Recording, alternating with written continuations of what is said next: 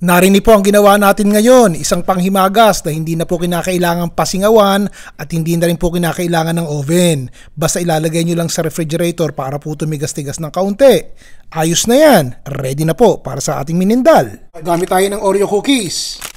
Kukuha lang ako ng ilang piraso tapos yung iba, kayo na magdesisyon. Ilalagay natin sa isang Ziploc bag tapos ipe-press natin, dikdikin natin hanggang sa maging pino. Ang diameter po nito, 6.5 inches. Yung height, 2.5 inches. 4 tablespoons butter. We are going to melt the butter. While we are melting the butter, let's coat the cake pan with a little bit of cooking spray. I will turn off the heat. I was just using low heat. And then I will add the crushed Oreo cookies. Work fast. When it's completely combined, ilalagay natin sa bottom ng ating springform cake pan. Gamit kayo ng puwit ng baso o ng maliit na tasa to press. And then ilalagay natin sa refrigerator para lumamig at mabuo yung ating crust. Wala pa nga po yan ha. Pagsamahin natin ang cornstarch. Ito po ay 1 cup ng cornstarch. 1 cup ng asukal. Regular asukal lang. 2 tablespoons ng cocoa powder. Haluin po muna natin yan. Tsaka natin idagdag itong 2 lata ng evaporated milk. 2 cans. 354 ml ang isang lata. Bigyan nyo ng konting vanilla essence.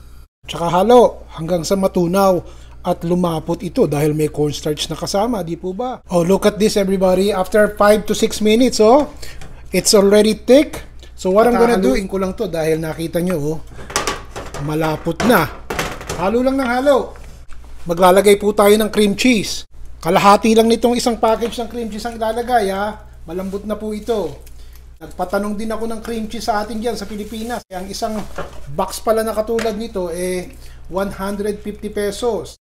Ito po is kung meron kayong allowance sa budget nyo na pwede kayong maglagay ng cream cheese. Siyempre, mas masarap pag may cream cheese. Tapos, haluin din natin yan hanggang sa matunaw po yung cream cheese.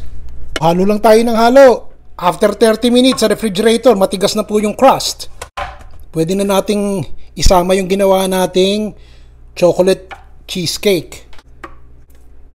10 po yung cookies na ginamit ko kanina dun sa toppings. Pero ito, siguro gumamit tayo ng mga 5. So, 15 ginamit natin. Huwag nang maarte. Gamitin na lang yung kamay. Kung kayo rin lang kakain. Pero kung kayo po ibebenta nyo to at may bibili, use gloves. But this is for my personal consumption. Siyempre, palalamigin po muna natin itong ating matamis. Ilalagay ko muna sa plate. Hayaan nating matulog muna doon hanggang sa maging set. Tingnan natin.